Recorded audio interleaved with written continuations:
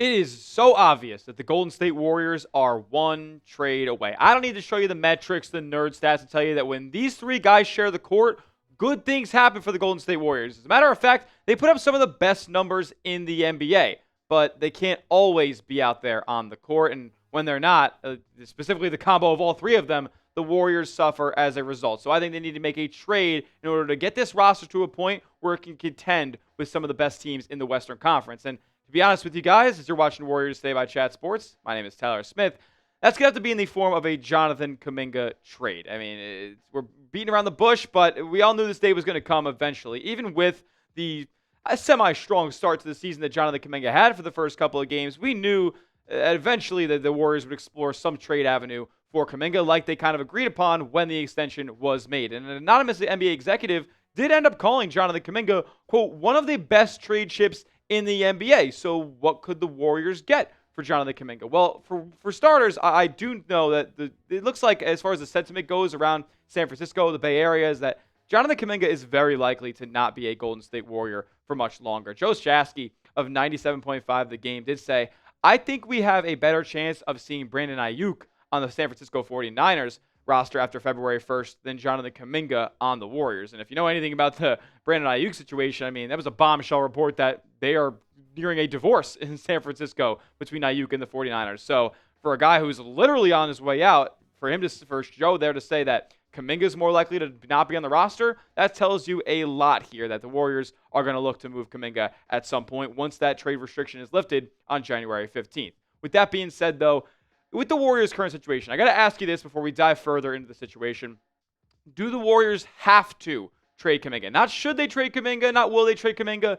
Do the Warriors have to trade Jonathan Kuminga? Why for yes, let me know. Or why for yes and for no, let me know what you guys think down below.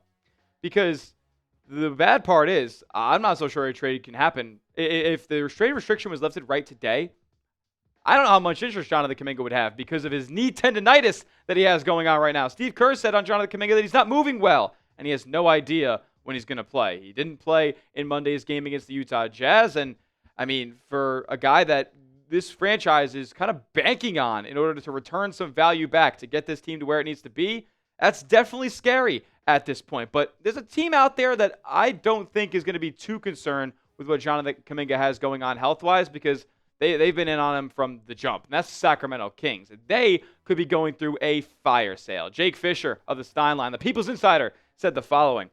Sources say that the Kings are willing to listen to offers for players up and down their roster, particularly for Sacramento's veterans.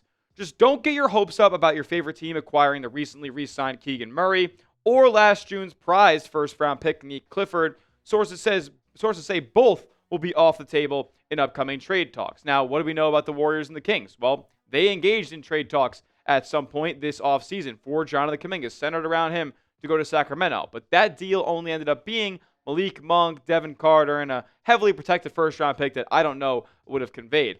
Evan Siddery of Forbes did go out there and say that the Kings and Warriors, who had dialogue around Kuminga, are widely expected to pick up talks again ahead of the deadline around a bigger framework. Golden State can build a compelling package around Kuminga, Moses Moody, Buddy Hield for Domantas Sabonis, and Keon Ellis. So let's just put that thing to paper real quick. What does the framework look like on this trade? Sabonis, who did just go down with a partially torn meniscus, definitely a little bit worried about that, but it's only said to be a 3 to 4 week recovery for Sabonis there. So hopefully he'll be healthy and producing by the time this trade is even legal in the NBA. We'd also get Keon Ellis, who would be a little bit of a swap for Moses Moody there. You'd send away Jonathan Kuminga, Moody, Buddy Hield, and I think just to match salaries, you would have to throw in a guy like TJD, and I wouldn't be too mad here because Sabonis would be taking up a majority of the minutes at the big for Golden State. Now, I think you could potentially expand upon this trade as well. I'm sure there's going to have to be some picks involved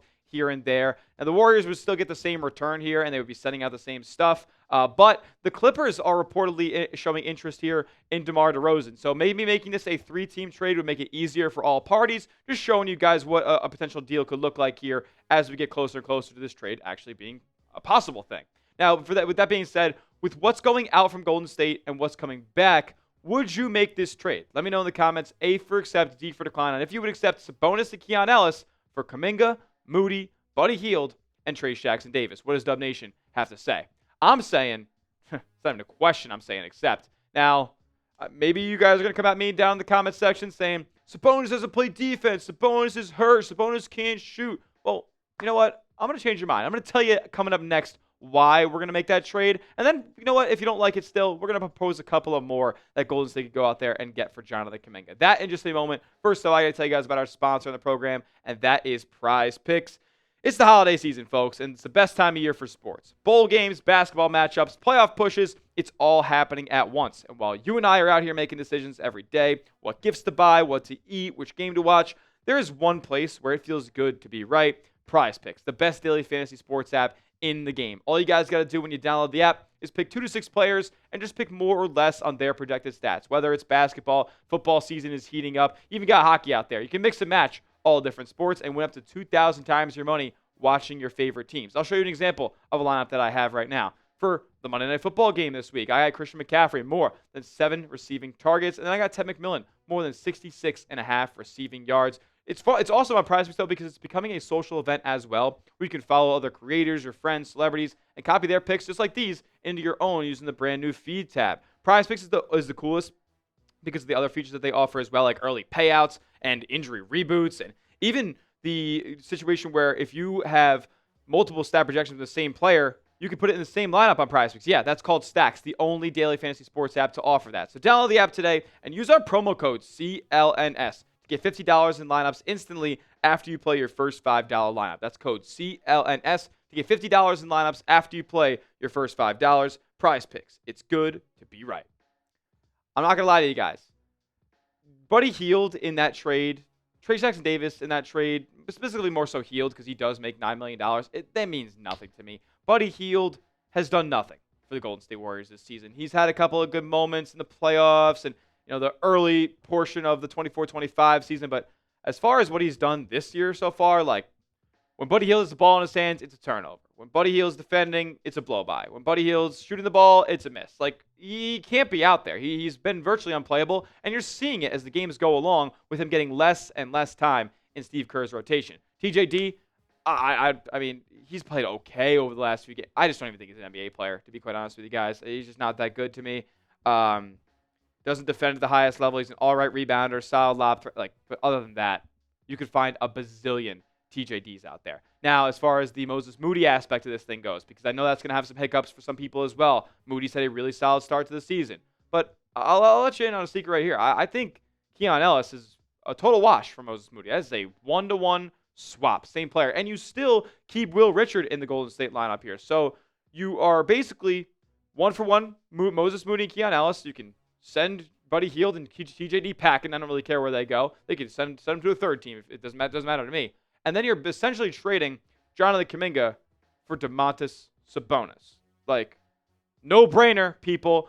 And that's not to say that Sabonis has necessarily been a superstar or, just a all-NBA level guy. But what I can tell you is he cleans the hell out of the glass. 12 to 13 boards a night every single time. I mean, how many 20-20 games does this guy have? He can put the ball in the basket at multiple levels. He's an excellent post player. His intermediate game is good, and he has shown the ability to hit the outside shot in his career from time to time. Maybe that could be reintegrated into his game if he were to be in Golden State, where the floor is super spaced all the time. He's incredibly efficient around the rim. We know that, but the big gripe that people have on him is the defense. You could say that, sure. He is a bad defender, and it could even be more exasperated by the injury that he has right now to his meniscus. So, yeah, he might not be the best overall defender, but what I can tell you about Domantas Sabonis is he's an incredibly high IQ basketball player. So, if you put him next to a Draymond Green, if you put him next to a Jimmy Butler, I think that they could find a way to not necessarily mold him into a good defender, but at least make him a positive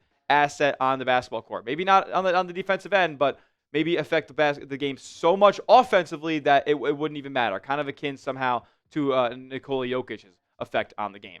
Like, you have a ton of good defenders back there. It's okay if one of your guys on the back end is not the overall greatest, especially when you consider what he does in the offensive end. Think about the screens that Domantas Sabonis would set for Steph. Think about the ability to, on the short roll, have that IQ to look for the open man in the corner on the perimeter for an open jumper. Like, that stuff is out there in Sabonis' game, and I think bringing that to Golden State would absolutely, unquestionably raise the ceiling of this basketball team, and that's what we're trying to do in making a trade like this. With that being said, do you think Sabonis would cook on the Warriors? If you do, if you agree with me, hit that like button down below. Go down below, smash that thumbs up icon if you think Sabonis would be a good fit here in Golden State. We'll talk about a couple other trades, though, because I know probably a good portion of you guys are not too happy with the Sabonis to Golden State talks here. So, with that being said, NBA trade buzz is going on elsewhere right now. It's not just the Kings, not just the Warriors. You got teams like the Mavericks, the Hornets, the Memphis Grizzlies with the Ja stuff going on right now. Like, it is quickly starting to take shape here as far as what the landscape will look like ahead of the NBA trade deadline. So, with that being said, let's go through a couple of trade ideas from my guy Cardoza over on Twitter, a Warriors fan who has a podcast, the Warriors Invitational. Shout out to him. You guys can go check that out. But he put out a couple of nice trade ideas that I was a big fan of, to be honest with you guys, on Twitter. This was one of them where that brings, it's dealing with the Kings once again, sending Kuminga there to where he wants to be. And then you get Keon, Ellis, Malik Monk, who the Warriors weren't super keen on bringing to town, but I personally think that if you're going to get rid of Brandon Podziemski, who we have down here, you're going to need another ball handler in Malik Monk. And then you get Daniel Gafford to really shore up that center position